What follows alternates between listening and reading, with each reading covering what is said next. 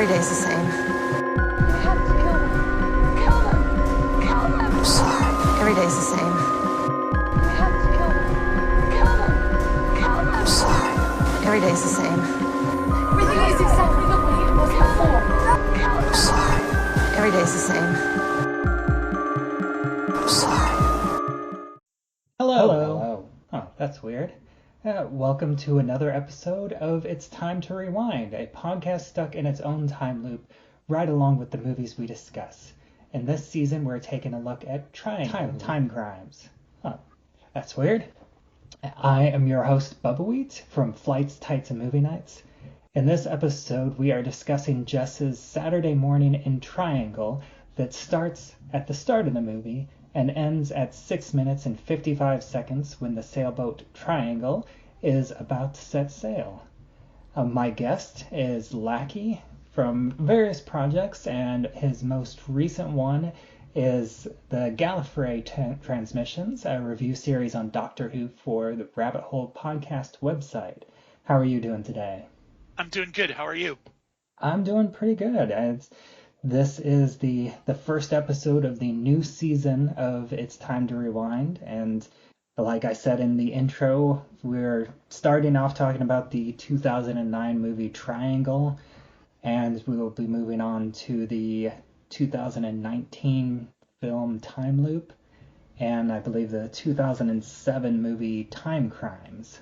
So I'm excited to be back. I took a bit of a longer hiatus than I expected, but glad to be recording again. And this is a very interesting movie to get back into.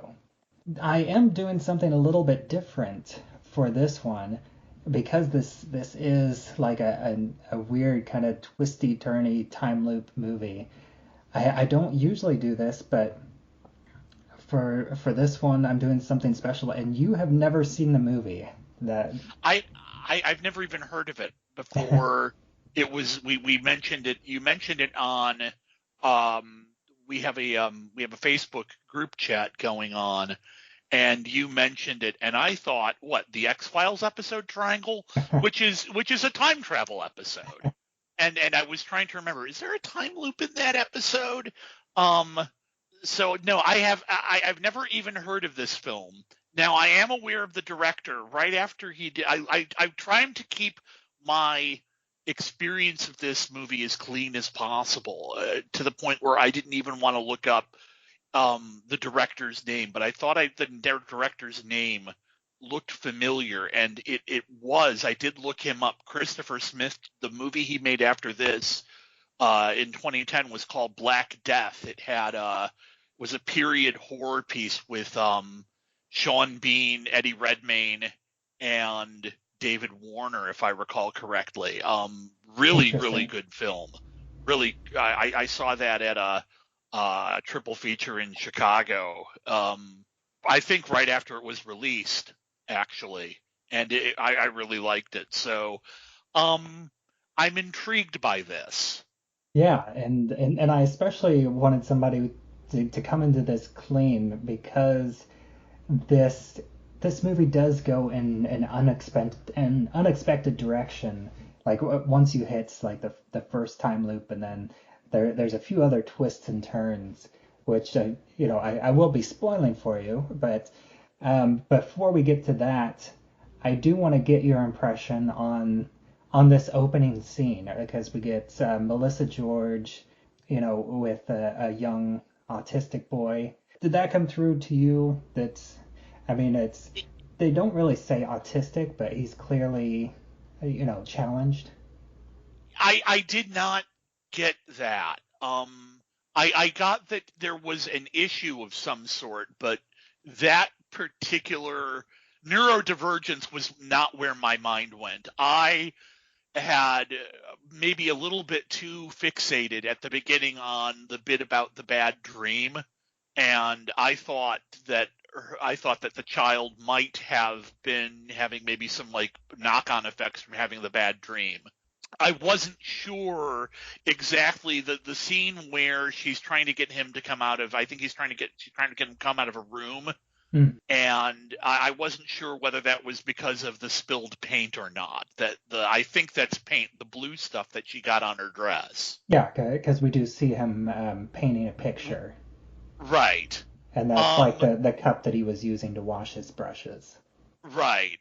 So I didn't get neurodivergent from that, but I didn't necessarily think the child was neurodivergent or had deficit. I mean, she was definitely having difficulty dealing with the child. Mm. I got the sense that they were trying to flee from something, but that was just she seemed to be in a big hurry. And I thought the child might be resisting that. But that was about all I really got. Okay, yeah, that's interesting. Yeah, I'm pretty sure, I think we get a little bit more of the autism whenever we come back to this and at the end of the movie. But I think it is, like whenever she's trying to get him to come into the room, he's upset because of the spilled water, and he's nonverbal in this, which he doesn't get a whole lot of screen time here. We just get the scene with her comforting him over the bad dream, and then her trying to get him to come out of the room by reassuring her that the floor's clean and everything's back the way it used to be. Okay. Yeah, I wasn't entirely that is not where my mind went at all. And then we get the scene change with the car leaving Florida. Goodbye, please return, which Right. I think that's a very on the nose sign to start off for a time loop movie, because she is going to return to this exact moment in time. Uh-huh. And then we have the scene where we meet the rest of the cast on the Triangle sailing ship. Like, what does this make you think that you're getting into? Does it feel like a typical start of a horror movie, or anything like that? A typical way of looking at a horror movie is to kind of establish what like baseline normality is, and then to start violating that normality. To get really, really kind of analytical here, I'm going to Stephen King's Danse Macabre for these terms. He calls like the baseline normality uh, Apollonian, which is order and everything, order and kind of everything is in its right place and everything is the way it should be. And then the introduction of what he calls a Dionysian. He gets these terms from Greek mythology. I think it's Greek mythology. I don't think it's Roman. Dionysus is the Greek god of wine and Right, merriment, which we do right. get some Greek references later in the movie too, with some Sisyphus and Aeolus. Interesting. Um, but so that and the Dionysian is like the introduction of the chaotic element, the aberrant element that throws things out of balance. So what I think, what I kind of get the feeling is this establishing scene on the sailboat is, we're introducing the characters. We've already been introduced to Melissa George's character. Um, the guy who owns the guy who seems to own the boat, the guy with the beard. Yeah, his name is Greg, and I don't believe that they say his name in this clip. Am I correct in my assumption that that's Liam Hemsworth? No, Liam Hemsworth is Victor, the guy that walks in with Melissa George on the Okay, dock. okay, well then my facial recognition software is completely on the blink because I thought that the Greg looked awful lot like a Hemsworth. No, he's Um, he's a New Zealand actor whose name I think Michael Dornan. okay, that name Yeah. sounds vaguely familiar. He did look somewhat familiar. I may have seen him in other things. I've seen a lot of people in a lot of things, and it's really hard to keep them all. Yeah. I'm sure you have the same problem. I'm sure a lot of people do. So we're definitely, I think, getting kind of like a baseline normality here. We got some friends, or we got some friends. They're getting together to go boating. One of them has brought a friend along. There's, a little bit of a hint there that, she's there to be set up with Greg. And then Melissa George and Liam Hemsworth show up, and there's definitely something wrong.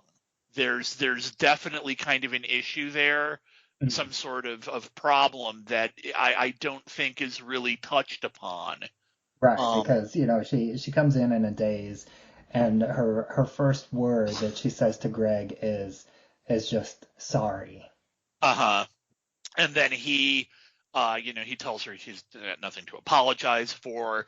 But this is kind of like the ominous rumblings of chaos down the road. So it's fairly, as a scene, it's kind of like I said, it's your baseline normality. It looks like it's just a bunch of friends going out boating, but we already have the kind of feeling that something is going to go horrifically wrong here. Yeah, and it does completely skip over what happens to her son, because right. There's no mention of if she dropped him off somewhere or got somebody to watch him. She just gets him into the car. Well, we don't even see him get into the car, but she takes him out of his bedroom, and then we see the car ride, and then she arrives at the dock alone. Right. Well, and that's an interesting thing, and that was the next thing that I was going to mention. Is how I am wondering if the end of the first time loop might actually be her leaving Florida and seeing that. But my thought was that perhaps leaving Florida was the end of the time loop, and this is the beginning, that this is where them approaching the boat is doing a reset. Because as you mentioned, the thing that I notice is, the sun isn't there. What happened to the son? Is the son, is the child not, has she dropped the child off someplace? Because we don't see that. That's not portrayed. We never see them. One of the things is that the car trip is kind of shot from a first-person point of view. We don't see her in the car.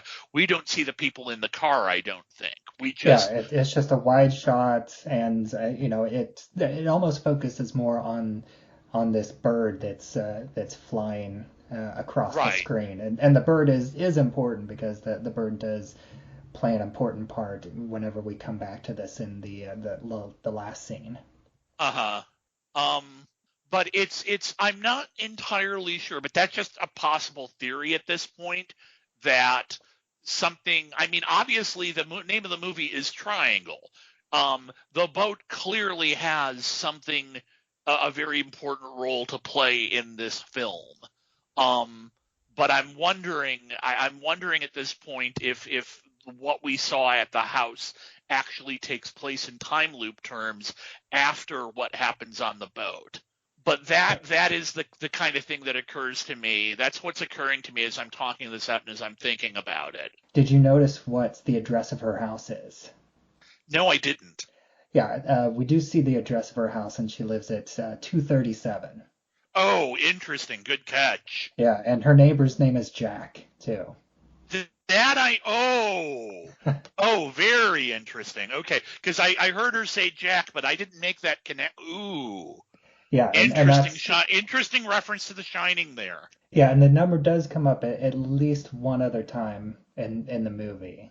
I think going all the way back to the very beginning of this, I think it's interesting to go to the dialogue that Melissa George, that Jess says to her son. She says, "You were just having a bad dream. That's all, baby. That's all it was. Bad dreams make you think you've seen things you haven't. You know what I do when I have a bad dream? I close my eyes and think of something nice, like being here with you." And I think that dialogue is important, because the film does, it's a horror movie, so it does kind of turn into a bad dream for her.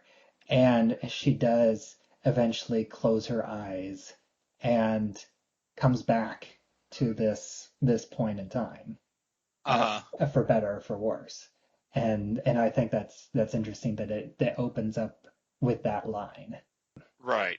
And then, like, some other background things I noticed, that I think it's interesting that Jack, the elderly neighbor, he is mowing his lawn with an electric plug-in lawnmower.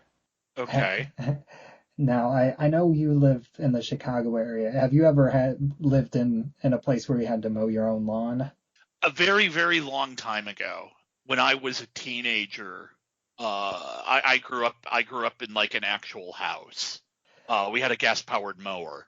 Yeah, I think it's interesting because I more than once I have before I ever mowed the lawn, we had a gas-powered lawnmower. But whenever I was old enough to actually mow the lawn myself, my dad did have an electric plug-in lawnmower that I used. And Uh-huh. and then whenever I had my first house, I that was the second time that I had a lawn and I had to get a lawnmower, and I'm pretty sure that I also bought an electric plug-in lawnmower. Yeah, So, see, we didn't have a garage. We didn't really have any place to plug it in. So, yeah, it was always we had. Now that I think on it, we had a gas powered one, but we also had like one of the manual ones oh that yeah. leaves the grass cuttings on top of the lawn. Mhm. Yeah, and now I just recently moved into a new house, and once again I did get an electric one, but this time it's battery powered. Uh-huh. But yeah, that is not something I would have noticed because I've lived in townhomes or apartments for the last 30 years.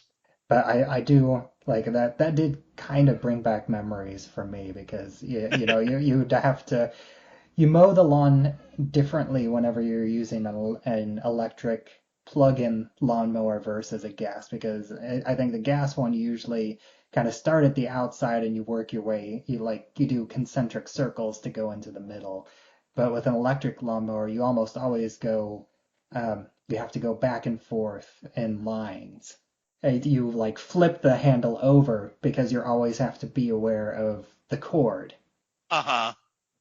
Yeah, we always did it. I always did it kind of like in a kind of like actually the way you're describing, back.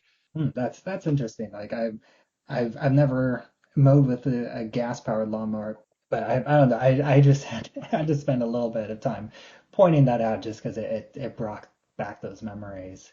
Sure.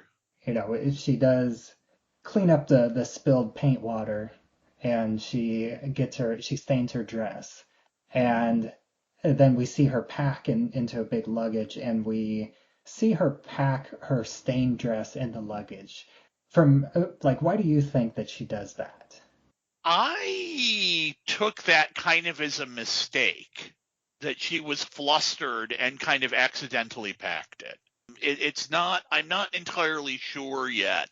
One of the general things about the way I tend to watch movies is I don't, I mean, I'm formulating these theories now, Hmm. but I don't tend to kind of like, I don't, um, I know a lot of people like constantly like play along, kind of like question themselves with the movies. I don't always necessarily do that. I was doing that a little bit more with this one, kind of like interrogating the movie in its early stages. Like, what is this? What am I looking at? What is she doing?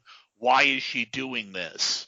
Yeah, what I like to do in this style of podcast, like I do like watching the clip multiple times and then kind of digging into all the little background details. I know some people like, spend some time talking about the actors and their other work, but I really like to dig into like the background set decoration and other like details with lines and how it relates to the movie as a whole. Sure, and I think one of the things about a movie like this, with time loop movies, even necessarily what you might call, they're part of what you might call like a genre of like a puzzle movie, where Hmm. you're actively encouraged to think along while you're watching the film. You're not there to kind of just let it wash over you. And I let a lot of movies just kind of like wash over me. But it's something that it's almost like a game or something that like it encourages you. It encourages you to kind of like play along, like Yeah. to continually ask yourself questions. It's very rewarding, I think, It's not generally the way I watch movies, but I think from what talking to people, I know a lot of people who do like to watch movies like that, and it's a very rewarding experience for them. The way they describe it to me, and it does seem, like it is. Like I said, it's like playing along with a game, and it does also tend to reward like repeat viewings because then you're seeing how things early on that you might have missed become important later, or things that might have lodged itself into your brain, and you're not, you may not immediately think, why is this important? Why is this sticking out to me? Is this something that should be sticking out to me? And then you realize why the film is calling attention to it. Yeah, and some of the other things that the film calls attention to in this opening scene, like the second scene that we see after she's comforting her son is her picking the clothes off the clothesline, and she picks up a toy sailboat out of their outdoor pool, and it's right, and it's tipped over, and she's riding it so that it's it's not hanging on its side. Yeah, and of course the boat does look very similar to the triangle sailboat that she gets on later, and they do get into a shipwreck.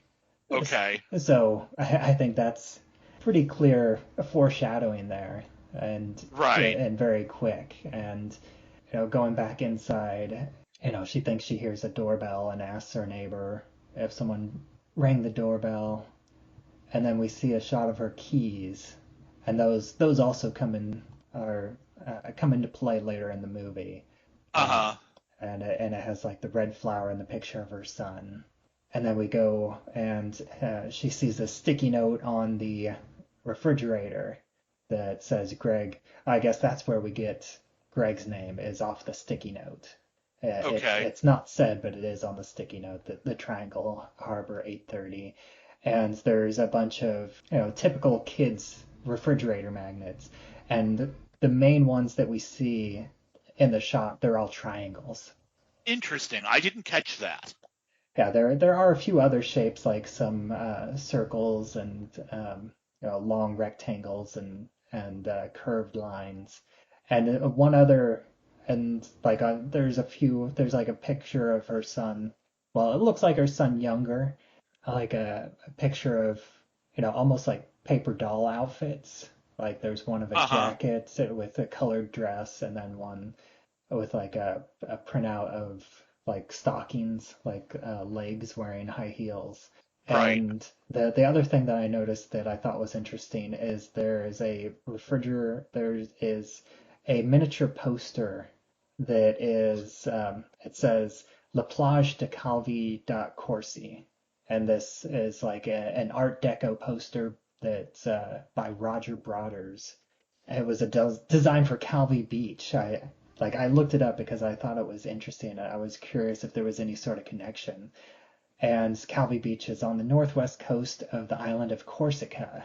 And this is considered to be one of the finest beach posters that the artist created. It's like a brightly colored Art Deco image that has like an elegant attired bathing beauty on this 4-mile long stretch of sand, which spreads out at the foot of the 13th century citadel. And there's a ship in the background, which, it looks very similar to the Aeolus, which is the main set piece of the film. And then the pose of the woman wearing the bathing suit, it also subtly mirrors Botticelli's The Birth of Venus. Okay. And I just thought that was a little just an interesting choice. I wasn't entirely sure, other than the ship being similar to the Aeolus. I wasn't sure if there was any other connection with this like miniature poster on the fridge. And I kind of mentioned, like, I brought it up, her conversation, whenever she's pulling her son out of the bedroom. She's saying, I cleaned everything away, sweetheart. Everything is exactly how it was before. And that line I do have to point out, because that is another, it takes on multiple meanings in the beginning of the film versus the end of the film. Because in the beginning, you're just like, oh yeah, she cleaned the floor, and she's like, it's okay, everything's the same the way it was before. But of course, whenever she comes back to it, that everything is literally exactly the same how it was before. Yeah, because it's a time loop. Right. I don't really have a whole lot of notes with the conversations on the with the rest of the cast, because just Melissa George really is kind of the main character, and we follow her through most of the film. And in fact, Heather, the one that's the cute friend that Jess brought, or not Jess, Sally, that she brought to hook up with Greg. I think she doesn't make it to the AL list. She disappears after the shipwreck. And I think it's interesting that Greg specifically asked them, he has the line where he says, I asked you not to bring anyone. And I think it's funny that he specifically points out that he didn't want her there in the first place. And then she's actually not in the rest of the movie. Interesting. Yeah. We do get the line from Sally's husband. As he says that he mentions that Greg is apparently living on this boat with Victor, with the young Liam Hemsworth, and he calls him out as being, an 18-year-old boy. Which I did look it up, and Liam Hemsworth was 18 years old whenever they filmed this.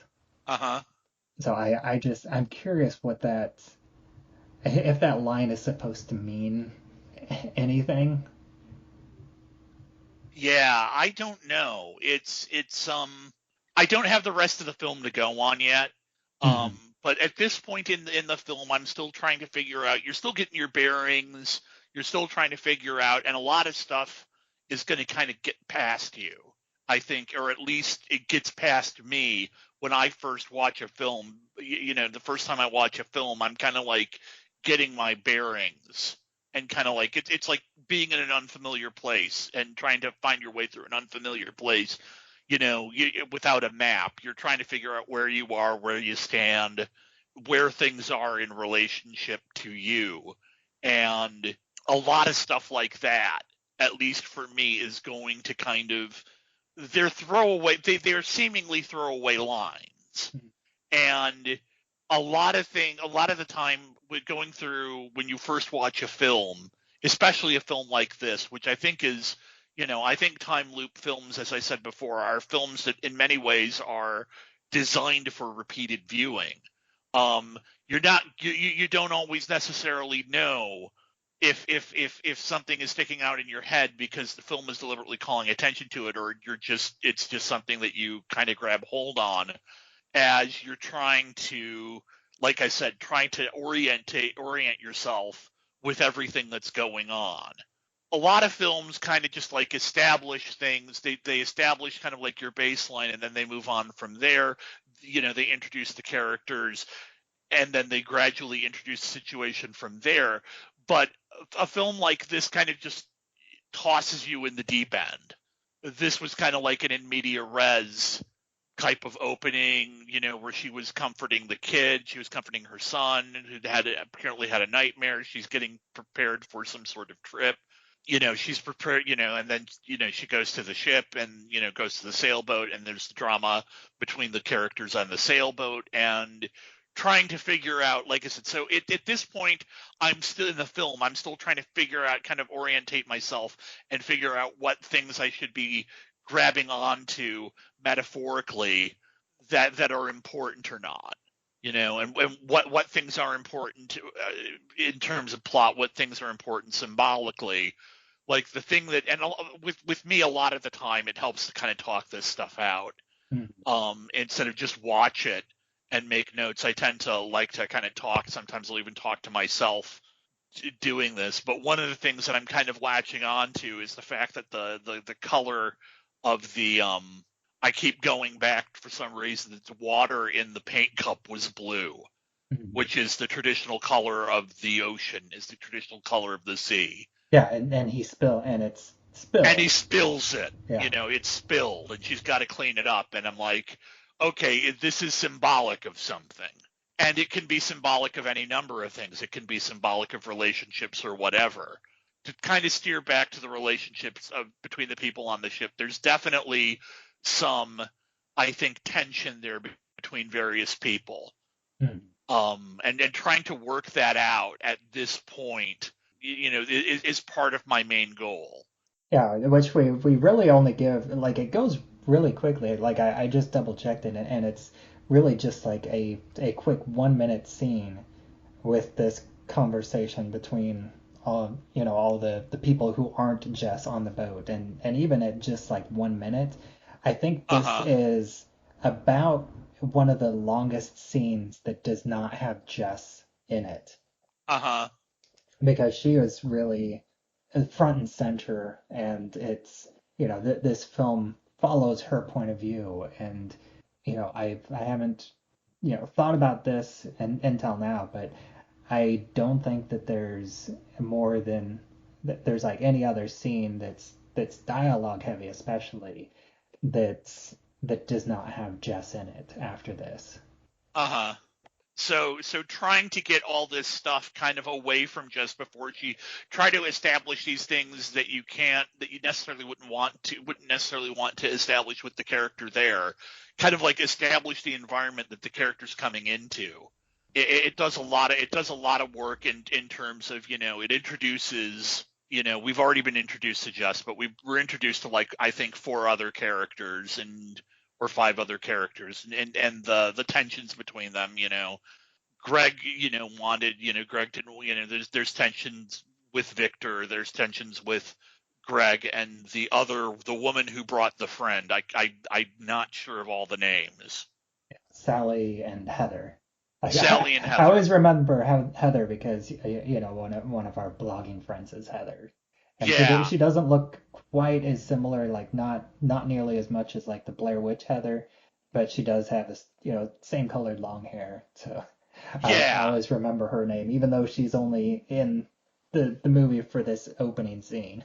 See, I don't know. With me, Heather can kind of, I tend to if I associate names with hair colors, I always associate the name Heather with my cousin who is blonde. So if I see a Heather who isn't blonde, that tends to sort of slide off my brain. That's just a personal side note that has nothing to do with anything. Of course. And there is one last thing that I want to mention that I did skip over, and again, it's a bit of a spoiler, but the titles, because all these scenes are intercut with the opening credits, the triangle, the main title, and also the main cast members, they're all split into 3s. There's like the main title, and then there's 2 like smaller versions of their names. And that is also very important because this is like basically like a 3-point time loop. Right. And so that's another early foreshadowing or symbolic of this basically 3-pointed time loop. But I think that's all I have for this opening scene. Is there anything else that you wanted to mention that stands out to you? Not particularly. Like I said, it's just kind of a question at this point of orienting myself and trying to figure out what's important and, who these people are and what their relationships are to each other, and kind of get the oriented and see what happens and what does, which of these things does turn out to be important. Mm-hmm.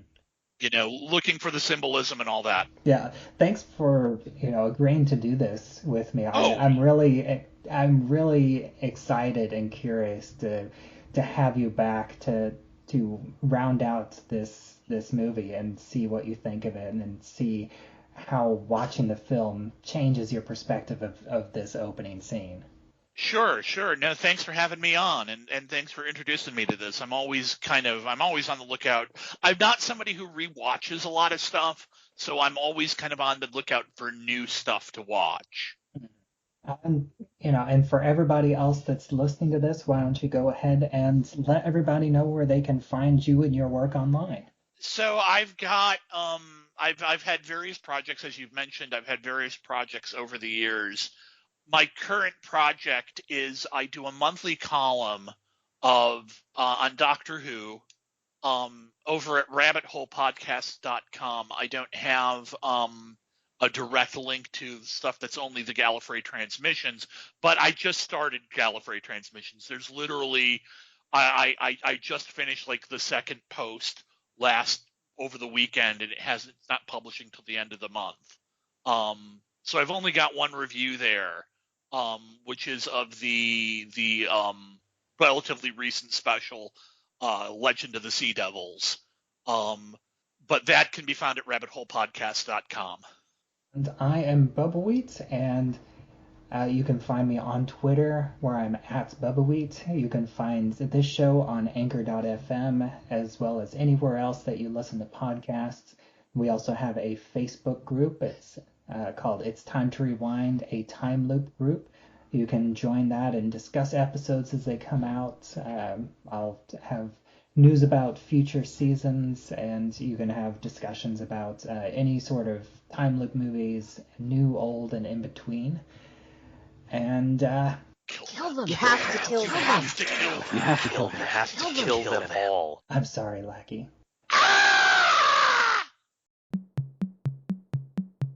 Every day's the same. You have to kill them. Kill them. Kill them. Every day's the same. You have to kill them. Kill them. Kill them. Every day's the same. Everything is exactly the way it was before. Kill them. Every day's the same.